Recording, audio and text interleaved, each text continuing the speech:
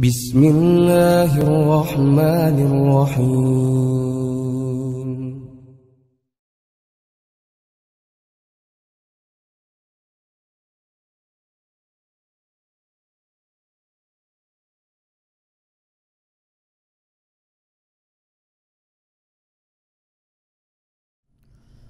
Alhamdulillahilladzi nahmaduhu wa nasta'inuhu wa nastaghfiruh wa na'udzu billahi min shururi anfusina wa sayyiati a'malina may yahdihillahu fala mudhillalah wa man yudlil fala hadiyalah. Asyhadu an la ilaha illallah wahdahu la syarikalah wa asyhadu anna Muhammadan abduhu wa rasuluh, amma ba'du. Ikhwatul iman, jamaah kajian online yang dimuliakan Allah Subhanahu wa taala. Alhamdulillah, kita kembali berjumpa dalam kajian singkat ayat-ayat Al-Qur'an. Kali ini kita masuk pada ayat ke-114 dalam surat Al-Baqarah. Pada ayat ini Allah Subhanahu wa taala berfirman, A'udzubillahi minasyaitonir rajim. Wa man azlamu mimman mana'a masajidallah ayyadhkura fi hasmuhu wa sa'a fi kharabiha ulaika ma kana lahum ayadkhuluha illa khaifin lahum fid dunya khizyun wa lahum fil akhirati azabun azim. Dan siapakah yang lebih aniaya daripada orang yang menghalang-halangi menyebut nama Allah dalam masjid-masjidnya dan berusaha untuk merobohkannya? Mereka itu tidak sepatutnya masuk ke dalam masjid Allah kecuali dengan rasa takut kepada Allah. Mereka di dunia mendapat kehinaan dan di akhirat mendapatkan siksa yang berat. Ikhwatul iman yang dimuliakan Allah, sebagaimana ayat yang barusan dibacakan, maka tergambar pada ayat ini bahwa orang-orang kafir mereka menyadari betul tentang fungsi masjid bagi umat Islam. Tentu saja bagi kita umat Islam bukan hanya sebatas untuk melaksanakan ibadah mahdhah yang disebut dengan salat, tapi masjid boleh dikatakan sebagai Islamic centernya bagi umat Islam. Sebab kalau kita melihat bagaimana Rasulullah Sallallahu Alaihi Wasallam memfungsikan masjid dengan maksimal, bukan hanya salat wajib yang dilakukan di dalam masjid, tapi terkait dengan taklim, kajian, Rasul dan para sahabat menggunakan masjid sebagai sentra kegiatan. Bahkan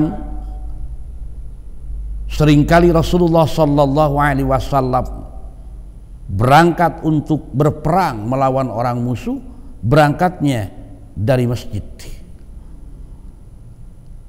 Oleh karenanya keberadaan masjid bagi kita bukan hanya sebatas untuk sholat saja, tapi kegiatan-kegiatan lain yang terkait dengan tujuan li'i'la'i kalimatillah, untuk meninggikan, menegakkan kalimah Allah, ajaran Islam, maka di dalam masjid dapat kita lakukan.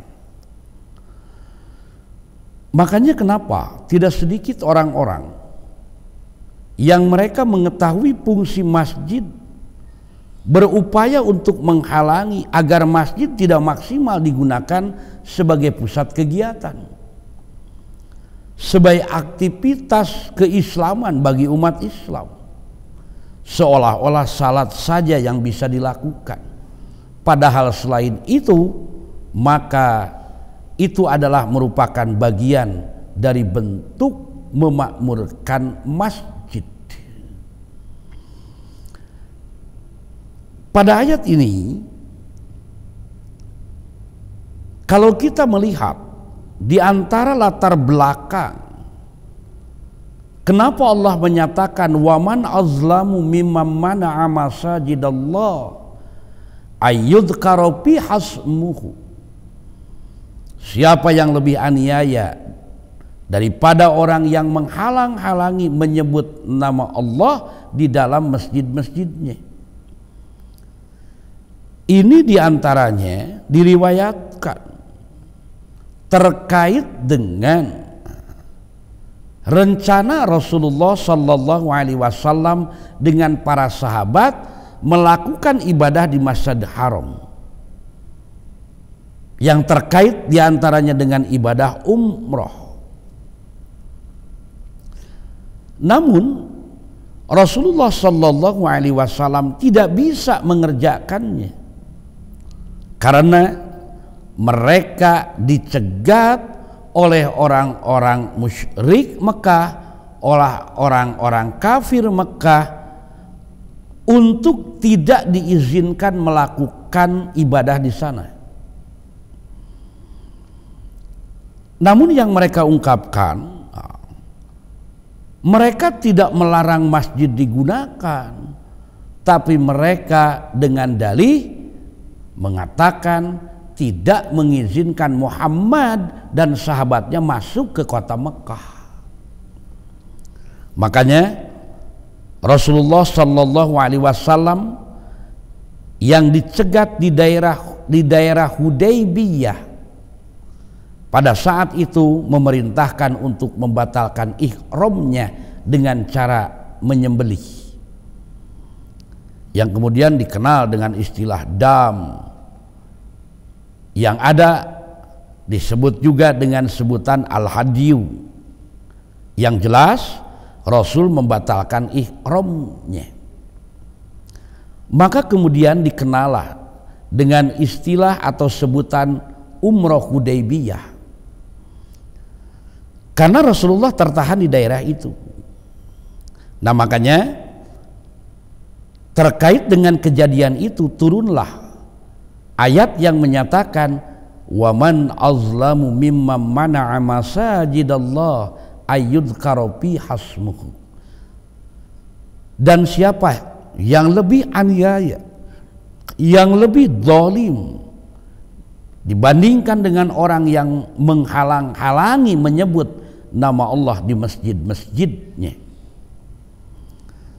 Nah, pada ayat ini, sekalipun kejadiannya terkait dengan larangan melakukan ibadah di Masjidil Haram, namun Allah menyebutkan dengan ungkapan masajid dengan bentuk jamak, menunjukkan bukan hanya Masjidil Haram saja, tapi juga berlaku untuk masjid-masjid di luar Masjidil Haram yang orang yang menghalangi melakukan ibadah di dalamnya itu dinyatakan oleh Allah dengan ungkapan waman azlamu. Siapa yang lebih zalim dari mereka? Karena dengan sengaja mereka mengatakan dengan berbagai cara menghalangi orang mewujudkan ibadahnya, ketaatan terhadap Allah Subhanahu wa taala. Dan hal yang seperti ini bukan hanya terjadi pada masa Rasulullah, tapi dengan pernyataan dari Allah masajidallah, menyebutkan dengan bentuk jamak, ini akan terjadi pula di tempat-tempat lain yang disebut masjid, juga dihalangi dilakukan yang disebut ibadah. Apapun alasannya, apapun yang mereka sebutkan, bukan melarang orang masuk ke dalam masjid, bukan melarang orang ibadah di dalam masjid, tapi demi keselamatan dan lain sebagainya, yang itu semua adalah merupakan ungkapan yang hakikatnya menghalangi orang menggunakan masjid untuk ibadah. Nah, namun tentu saja bagi kita ketika mengalami hal yang demikian, tidak kemudian menghentikan ibadah seperti yang dilakukan di dalam masjid, yaitu salat. Kenapa? Sebab masjid hanya merupakan bagian yang bisa dilakukan salat di dalamnya, dan masjid menjadi simbol orang melakukan salat diantaranya di dalamnya. Tapi terkait dengan pelaksanaan salat tidak harus selalu di dalam masjid, tapi bisa di tempat yang lainnya, bisa di tempat yang bukan disebut masjid, selama bukan tempat yang dilarang oleh Allah dan Rasul-Nya untuk mendirikan salat diantaranya. Sebab salat itu kaitannya dengan waktu, bukan kaitan dengan tempat. Artinya ketika masuk waktunya, kerjakan di mana saja. Selain dari masjid pun kita bisa mengerjakannya. Hanya bagi kita, khususnya kaum pria, afdhalu mengerjakan salat di dalam masjid. Dan dengan mengerjakan salat di dalam masjid itu merupakan bagian dari bentuk yang disebut memakmurkan masjid. Artinya menggelar berbagai macam peribadahan yang diperintahkan oleh Allah, yang dicontohkan oleh Rasulullah di dalam masjid, dan menghidupkan suasana yang ada di dalam masjid. Maka tentu saja ketika orang sudah mampu memaksimalkan masjid sebagai pusat kegiatan bagi umat Islam, itu akan menjadi nilai tambah dan akan terlihat syiarnya di kalangan masyarakat. Dan hal yang seperti ini yang tidak diinginkan oleh orang-orang kafir, oleh orang-orang musyrik. Sebab ketika masjid makmur, ketika terlihat aktivitas di dalamnya penuh, maka itu akan memberikan daya tarik, bahkan tidak mustahil kepada orang-orang yang mereka masih kufur untuk menjadi muslim. Dan ini yang tidak diinginkan.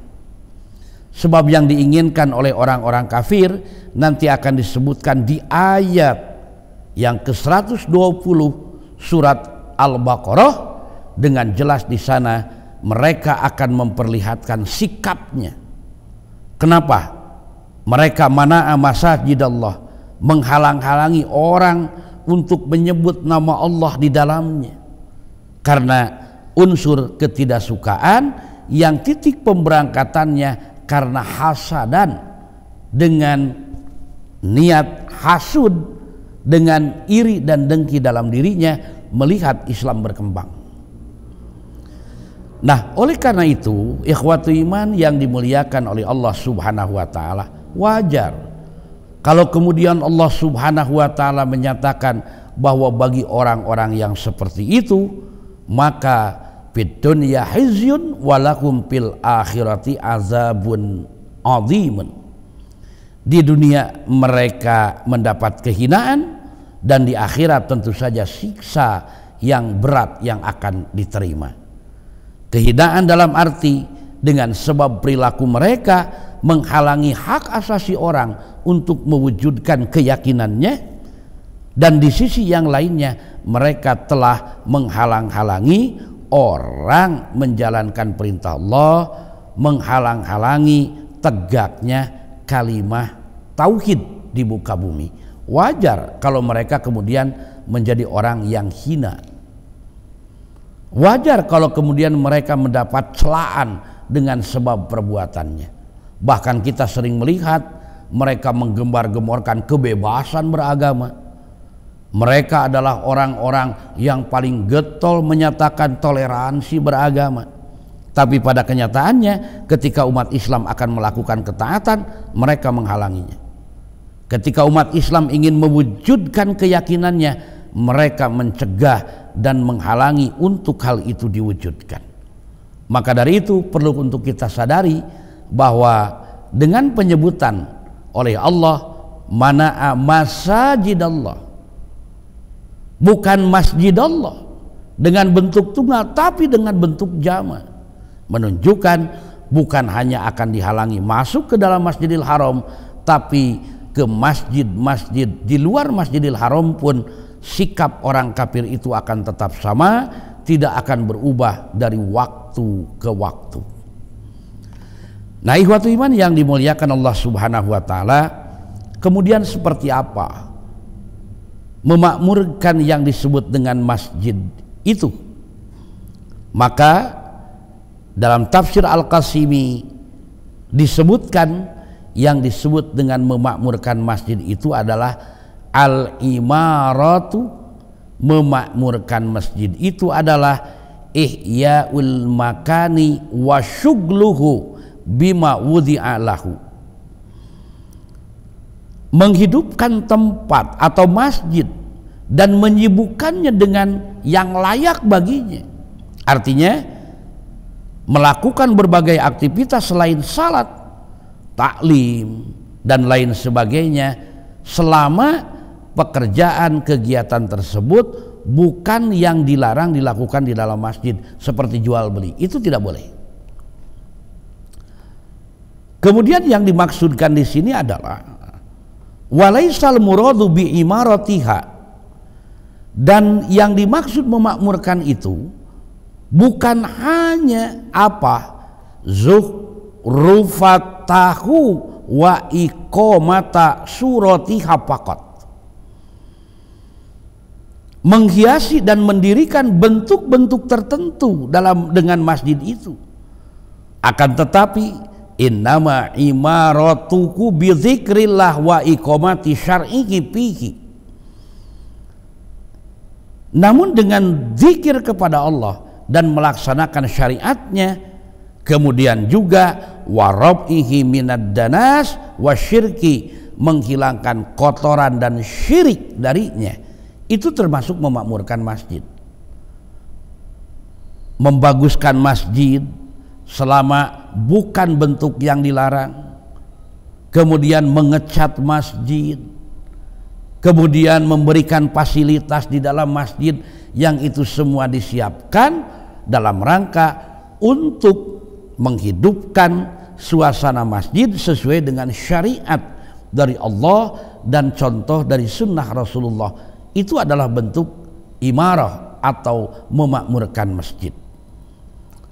Maka dari itu ikhwatu iman yang Allah muliakan, kalau kemudian ada orang yang mereka menghalangi orang-orang untuk melakukan zikir kepada Allah, aktivitas lain selain zikir yang dimaksud sholat, taklim dan yang lainnya di dalam masjid, maka orang seperti inilah yang Allah nyatakan sebagai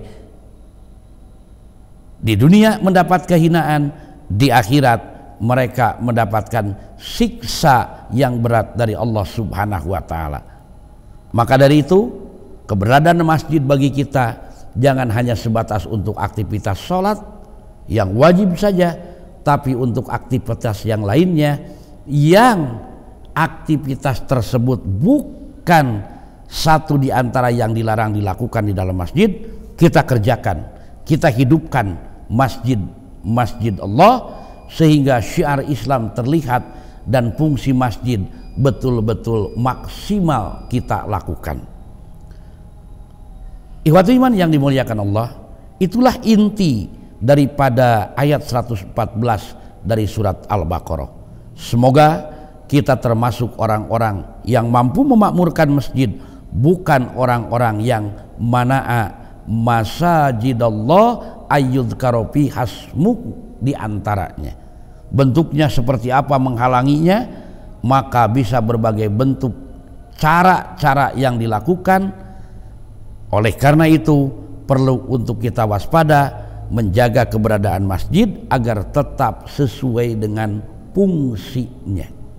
Demikian yang dapat saya sampaikan. Aqulu qauli hadza wa astaghfirullah li wa lakum. Assalamualaikum warahmatullahi wabarakatuh.